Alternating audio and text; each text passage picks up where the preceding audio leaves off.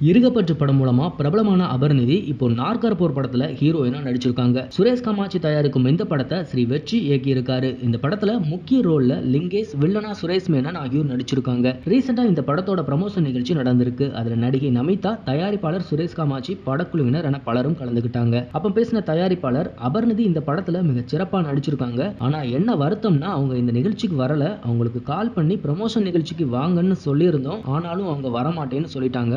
அது மட்டும் இல்ல, நான் வரணும்னா அதுக்கு எனக்கு தனியா பணம் வேணும்னு கேட்டிருக்காங்க. அதுக்கப்புறம் நான் அவங்களுக்கு கால் பண்ணி, இப்போலாம் படத்தை ரிலீஸ் பண்றதே பெரிய விஷயமா இருக்கு, அதனால ப்ரமோஷன் நிகழ்ச்சிக்கு கண்டிப்பா வாங்க, வராம இருக்கிறது நியாயம் இல்லைன்னு சொன்னேன். அதுக்கு அவங்க, நான் வரணும்னா சில கண்டிஷன்களுக்கு நீங்க ஓகே சொல்லணும்னு என்கிட்டே சொன்னாங்க.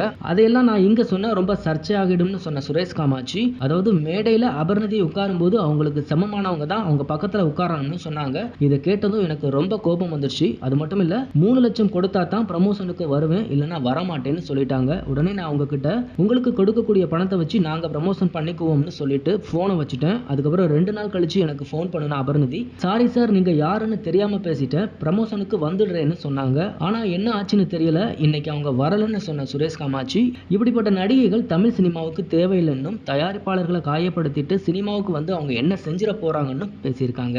இவங்க பேசின இந்த வீடியோ தான் இப்போ இணையத்தில் ட்ரெண்ட் ஆகிட்டு வருது. இந்த மாதிரியான இன்ட்ரெஸ்டிங்கான சினிமா நியூஸ் பத்தின அப்டேட்டுகளை நீங்க உடனுக்குடன் தெரிஞ்சுக்கணும்னா மறக்காம நம்ம சினி மாடல் சேனலை சப்ஸ்கிரைப் பண்ணிக்கோங்க.